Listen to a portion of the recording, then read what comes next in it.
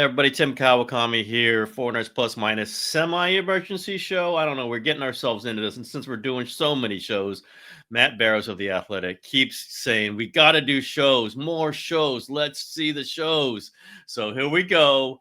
Jauan Jennings back at practice on Monday. We were recording this on Monday afternoon. They're kind of bonus practice before they get into real, normal Wednesday, Thursday, get ready for the NFL week practices. And there's Jauan Jennings out there. Matt Barrows, your thoughts when you saw 15 out there? Blue hair on one side of his head as he's been all summer, helmet on, doing all the drills. He was taking the first rep in every wide receiver. Oh, yeah. We're allowed to see. Obviously, once they go into team drills, we can't see it anymore. But since this is no longer training camp, just your initial thoughts when you saw Jauan Jennings back on the practice field. Yeah, my initial thought is that this is a big deal and a big boost to the 49ers because, as you noted, Jauan Jennings was going through the drill first and Ricky Pearsall was going through the drill second. You know, if there are no setbacks this week, those are your starters in Seattle. But everyone else on that squad is new to the squad. I mean, Sky Moore is new. I know Russell Gage was on the practice squad last year, but he's new to the 53-man roster. MVS is new. So having Jauan Jennings, a guy who's been there, done that, much more so than Pearsall, is essential for this team, essential for week one, essential really for weeks 1 through 3, and that's before Demarcus Robinson comes back. And then, you know, whenever you're looking at the wide receivers, you see somebody sort of doing shadow routes back there. He's dressed all in black, and that person is Brandon Ayuk, and he has to sit out the first 4 games of the season. But, yeah, I would say from the activity level, and we've been seeing this for, months now, or at least a month, I don't think it's going to be much beyond week 4 that he comes back. So basically for the 49ers, it's get through the first 6 games of the season, a lot of games on the road, and then pieces ought to start falling into place. And I know one of your points is that there are a lot of pieces now. So what do you do with all these pieces? And by the way, we're recording this in the afternoon. Do not know whether they will sign, have signed, or about to sign, or will not sign Kendrick Bourne. My understanding, all of our understanding, that he was on site during practice. He just wasn't on the field. Normally he does the on-field, free agents do the on-field work after practice, which again, we're not allowed to see. He was not on the practice field that I could tell, nor why would he, but he's probably in the building, maybe getting the medicals. So no word on that. We can get into the math of this because you got all these guys you just mentioned. You signed Kendrick Bourne. Eventually you're going to have to start cutting people, not just like adding people to make sure the room was filled. You're going to have way too many once guys get healthy. Once the suspension is over. We could talk about that later. By the way, everybody, I'm sorry. Barrow's microphone does suck. You're going in and out there again. Oh. I don't know what you can do, but we'll live with it. It's just the more Barrow's technological issues emergencies. I'm due for a new computer. Yes, I keep saying to my co-hosts, buy your own freaking computer. You make enough money now. Buy your own computer that's just podcast dedicated. You and Dylan just so stubborn. You don't want to do that, but cheap and stubborn. That's another show. That's another show. So yeah, do they need Kendrick Bourne with Jauan Jennings back in tow and healthy and whatever? Do they need this other receiver? Well, I mean, like I just said, all of these receivers, beyond Jennings and Pearsall, are basically newcomers and cast-offs from other teams. They only have 5 receivers on the active roster right now, and one of those is Jordan Watkins. And Jordan Watkins is not going to play in week 1, and I think he's a big question mark for week 2.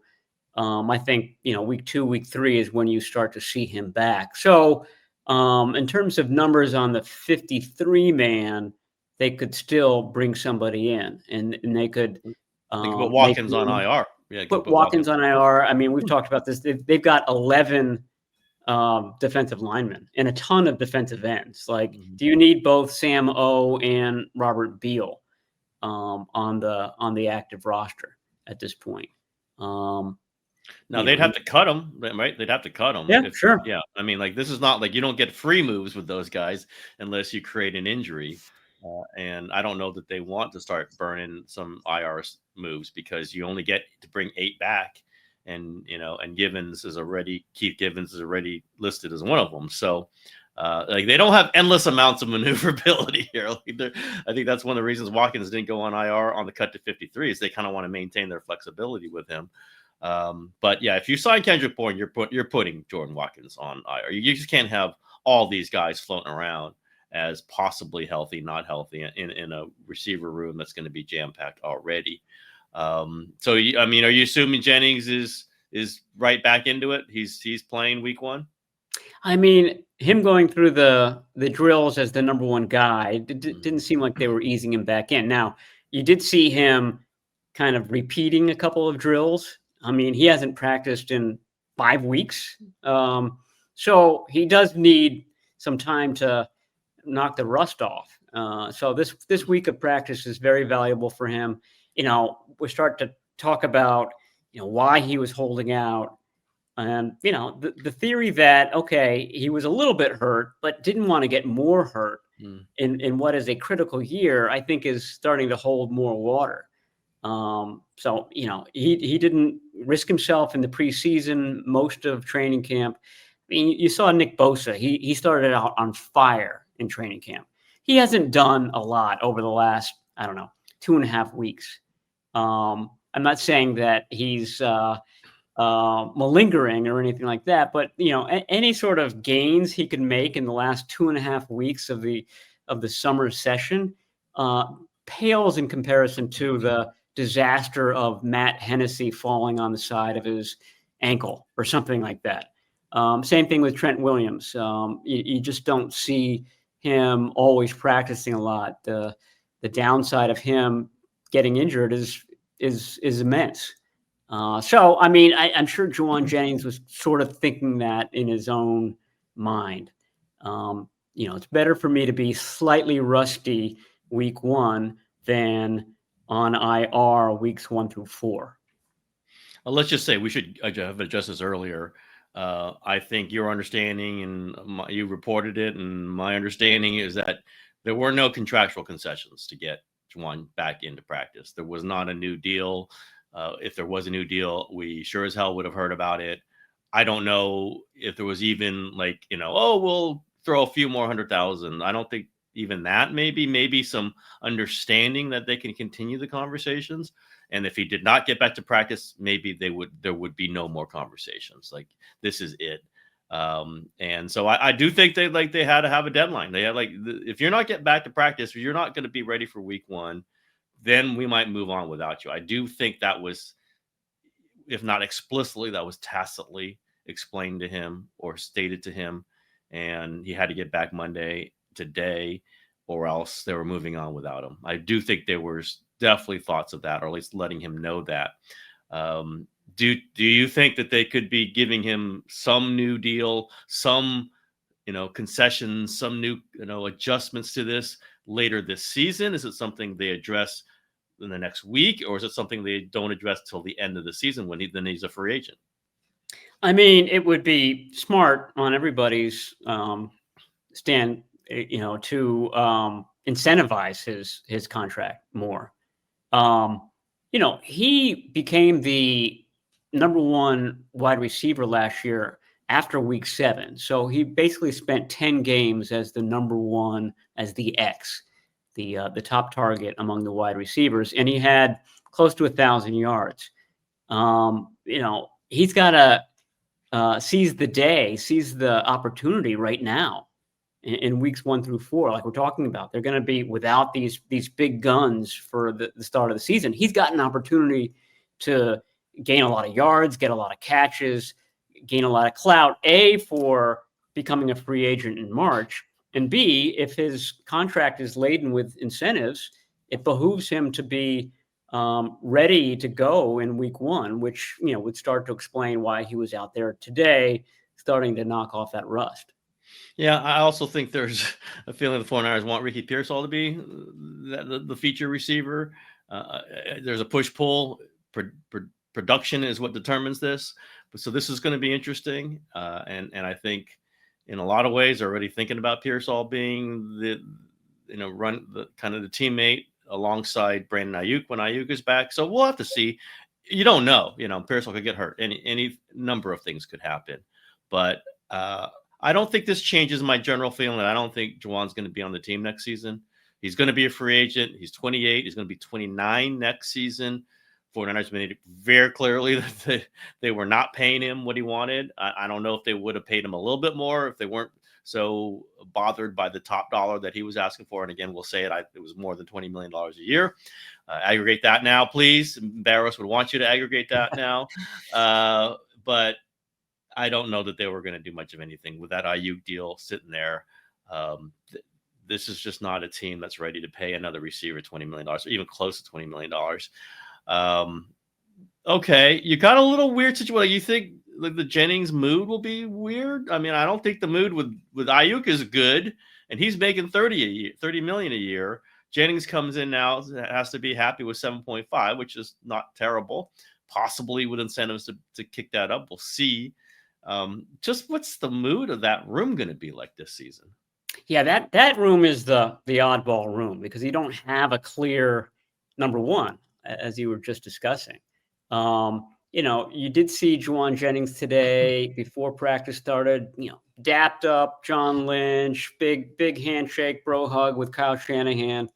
The 49ers, I think, do a good job of that, kind of separating the business side from the field side of things. Nobody ever seems to have bad feelings towards Lynch and Shanahan. The bad feelings are towards the front office, and good on them for doing that. I think that's how you have to do it in this league. But if Jauan Jennings is delivering during the season, he's realizing, okay, I'm making myself money. It's on the back end of this. It's in free agency when I'm able to go to the highest bidder. As far as the Pearsall Jennings split, I totally agree with you. I'm sure the 49ers would love that. One guy happens to be a proven commodity, and the other guy is all about potential. And the potential is great, and he showed glimmers of it last year. He's just got to do it for an extended period, which he hasn't been able to do.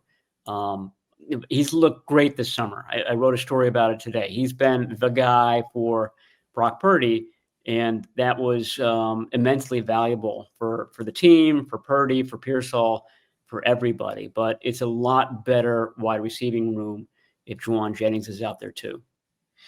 Okay. Solid receiving group. Now, can we talk about the receiving group for the first time? Like, is this actually a decent receiving group, or maybe not till Robinson is back? Or, I mean, even before Robinson is back, can they get yards in the air with Brock Purdy finding open receivers in the first 3 games? So just like, what's your overall feeling? We've been kind of incomplete about this, to coin a phrase, about this group, because we just haven't known whether Jennings is going to be part of it. Can they beat Seattle with these guys? They could beat Seattle with these guys. The weeks 1 through 3 wide receiving core is not a good core. I mean, I don't think there's any two ways about that. After your first 2 guys who we've just talked about, you've got Gage, Marquez Valdez-Scantling, who's on the practice squad, by the way, Sky Moore, maybe Kendrick Bourne. These are all discards. These are all guys that didn't make their team that they spent training camp with. So there's that. There's the fact that they're new. And I know that MVS sort of mitigates that because he can hit the ground running. That's why I think he's going to be in uniform in Seattle. That's my guess. I don't know that for sure. But as far as the passing attack as a whole, you got to factor Christian McCaffrey into that. You've got to factor George Kittle into that. And George Kittle has been a Seahawk killer, especially in Seattle in recent years. If you've got bad linebackers, then the 49ers will always have a way to beat you because their running back can do it and their tight end can do it. And I'm not sure where Seattle's linebackers are right now. I know that they haven't been able to match up in the past. So, I mean, they can get by. They can do different things. They can go 2 tight ends quite a bit. If they want to, they can be a sort of a monster running team with a fullback. I mean, one of the few teams that has a fullback. They've got sort of a deep bench at running back if everybody's healthy.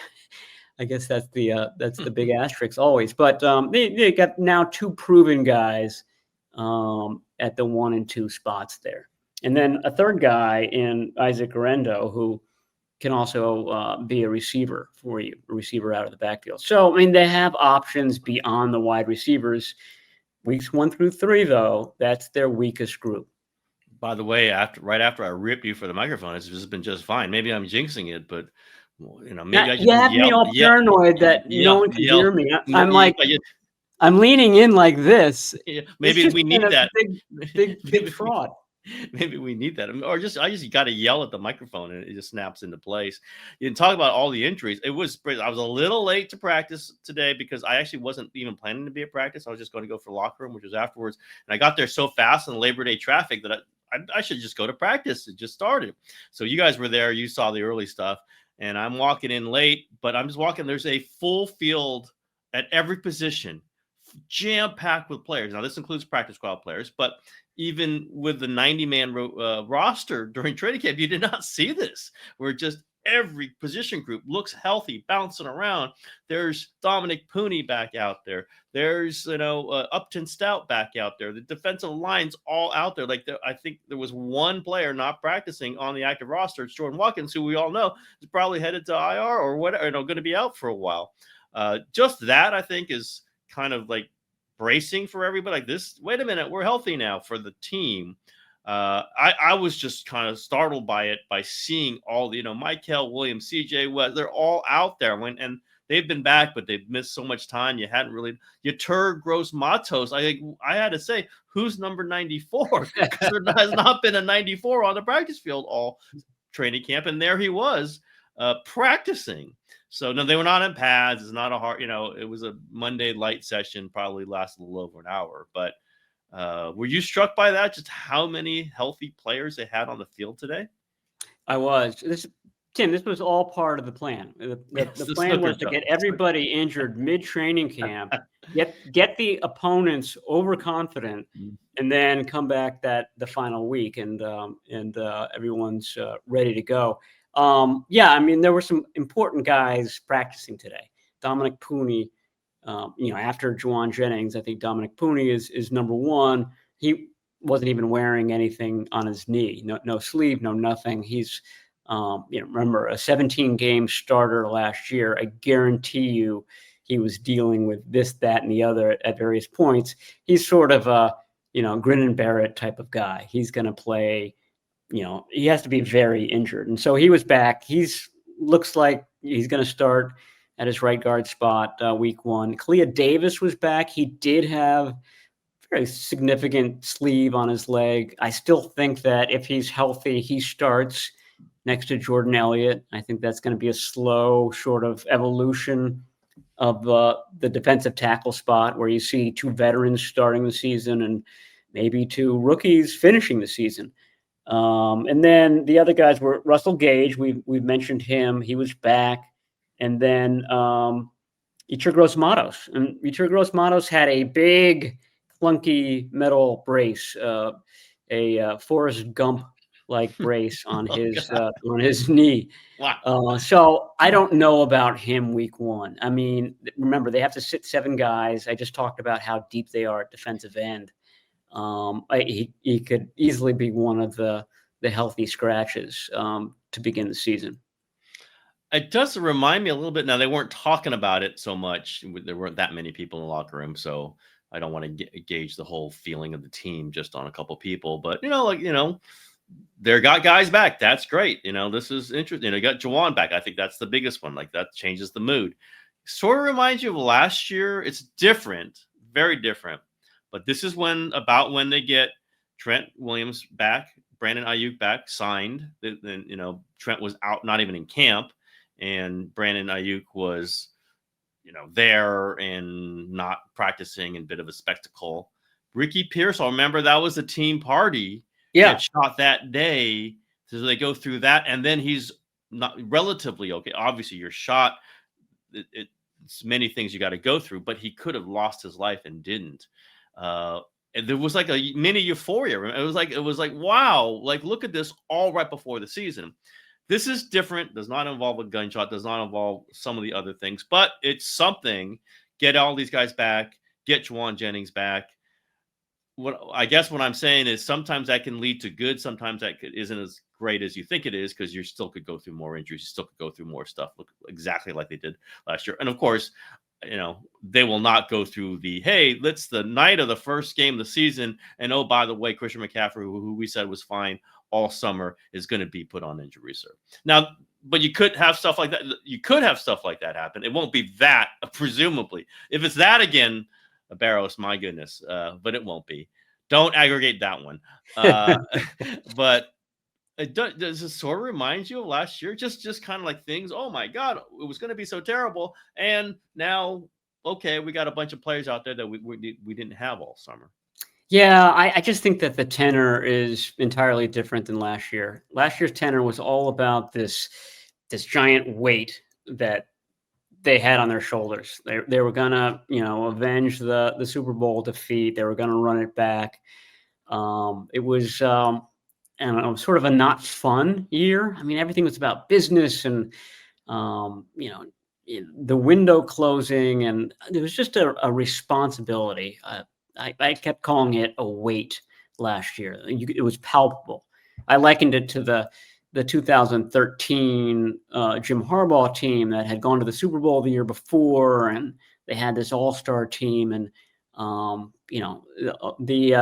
who's got it better for us days were long gone. This was about grind, and last year's 49ers couldn't handle that grind. And this year's it's just different. Even with all the injuries, the primaries. George Kittle has looked really good. Nick Bosa has looked really good. Christian McCaffrey has looked really good. Brock Purdy has looked really good. So I think that there's, a lightness about this team because of the way that they finished last year. Expectations aren't there. The national eye isn't on them. They don't have a whole bunch of, primetime games or afternoon games. They got a lot of 10 o'clock starts, in fact. But I mean, I think they prefer that. I think you're right that there was a sense of, elation today.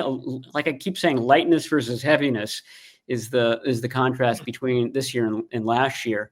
And I think you're going to see that. And the question to me is, can they kind of piece things together, even just kind of stay afloat, tread water for the first 6-8 games, and then things happen in the second half of the season. I think that, remember how Shanahan sort of kind of looks at the season in chunks like that. I wonder if he looked at the whole season, and I'm sure they have, and thought, okay, this is the big pieces of how we're going to approach this season. I mean, we would probably talk about it later in the week, but that makes this game really. You win this game. Oh, it's a big game right off the bat. Yeah, you win this game, and you got the first part of your season not automatically okay, but it's headed towards being okay. You go 3-1 the first part, whatever, and then you don't have DeMarcus Robinson for 3 of them. You don't have Ayuk at all. This is a huge game. We'll talk about it later. But I also say, Barrows is basically saying if they want to have next year feel good, just go 6-11 again this year. That weight of being good. Oh my God, you're just so good. It's terrible on you. I say this mostly because when I covered the Lakers, I heard that a lot. Oh, the pressure we're under. Oh my God. Like, yeah, because you're good. This is what being good is about. The Chiefs don't feel that weighted down. Like, this is what being good is about. But that's just me, cynical bastard that I am. And so I'll go with that. But I'm just happy that we fixed your microphone. This is a good thing. Was there ever a problem? That's what I'm wondering. It sounds like it might have been a ruse. It was a ruse on my part. An aberration. But you're right. They begin the season with the Seahawks. They end the season with the Seahawks. It'll be really interesting to compare their starting lineups, week 1 versus week 17. Yeah. And then week 17, of course, they've got the the rivalry uniforms. I know you're a big No, special uniform, uniforms guy. so You're important to me, all over so those new important to me. jerseys. Yeah, Um, that's your which thing. That's the Barrows. You make money off of that thing. I have no idea. You just go do that thing. they look Uh, like a deck of cards to me. They look like, you know, the jack of clubs. They've got the weird font and it's gold and it's red. I'm not a huge fan of these. and you know what? You're someone that they should care about because you write that every single time. It's They your. don't care about me. You know why? Because I'm an old man and they Yeah, only care about ages like 15 to 20. they want to sell uniforms. That's what it's all about. If that's what it's all about, I'm not going to care much about it. But all Yeah, I'm not good. going to buy another man's jersey no matter what. So they know they're not going to make any money off of me. You're buying Evan Anderson's jersey every single year. You know it. Just admit That it. number 58, that's a sweet, those are Well, some he sweet changed the number. pictures. He changed numbers, right? So you got to get with the times, get with the new Evan Anderson. All right, that's enough for this emergency show. We are due to we'll do a show later this week. We'll preview week 1. We'll look at other issues, but we had to do it right now because Jauan Jennings was back practicing, and we saw him do it. It's incredible, and a bunch of other people. Again, your Tour Gross Matos. I was like, if I'm going to see your Tour Gross Matos, am I going to see Andre Dillard out here too? Oh no, wait a minute, he got cut. like these people that I've heard about and I've never actually seen in a uniform this year. So all good. They're good. Things are better. 49ers upbeat sunny day in Santa Clara. All right, Barrows. See ya.